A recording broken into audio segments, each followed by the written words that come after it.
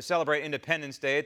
It's a wonderful thing to appreciate the liberty that we have in this republic. However, at the hands of Robert Mueller, it seems as though there's a certain amount of Americans who do not have that same liberty that I have. And I think that it appears that you might be one of them. We're hearing now for many weeks that you might be subpoenaed, you might face indictment.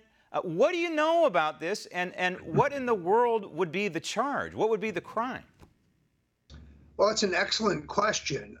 Coming up empty-handed on any Russian collusion, having no evidence whatsoever of collaboration with WikiLeaks or Julian Assange, having no evidence whatsoever that I knew about John Podesta's emails being revealed in advance, it now appears that the special counsel may be preparing to frame me on some extraneous charge that has nothing to do with the 2016 election, in an effort to either get me to testify against the president, who I've known for some 40 years, or to silence me so I can't come on One America and tell the truth about the partisan nature of the Mueller probe.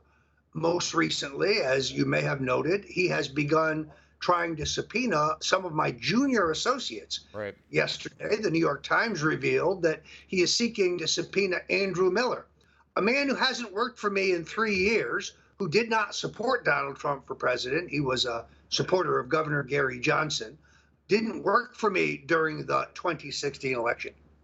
Wait a minute. I thought this was about Russian collusion. All right, Roger, No, let's back up a little bit here, because I want to talk about Mueller, but there are two other associates. You have three associates that are facing a subpoena right now and dealing with the subpoena and all the costs involved with that, and they are John Kakanis, John Sullivan, and Andrew Mueller, as you mentioned.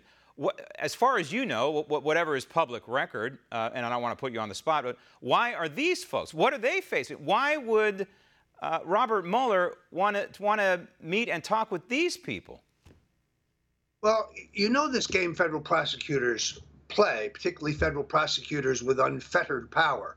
They find some offense by those guys. They find a small fish. Let's say one of them didn't pay their federal income taxes, for example. And I don't say that specifically, I just use it as an example. Then they use that to leverage testimony, which is mostly contrived, against a bigger fish.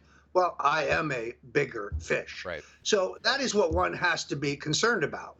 None of the people you mentioned have any evidence, real evidence of any wrongdoing or crime on my part, but a federal prosecutor can indict a ham sandwich. Sure. And I have no interest in being Mr. Mueller's lunch. All right, but we also know that a federal prosecutor, a special counsel like this, is like a hurricane insurance salesman in Florida, to use your state.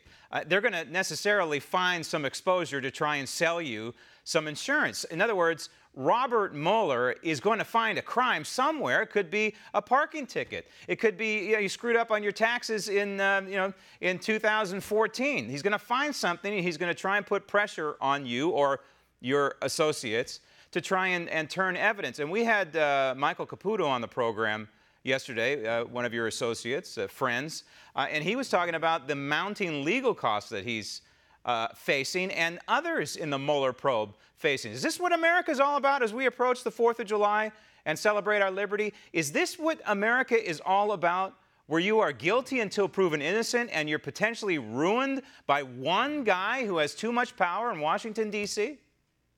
I think people will see it for what it is, a vendetta.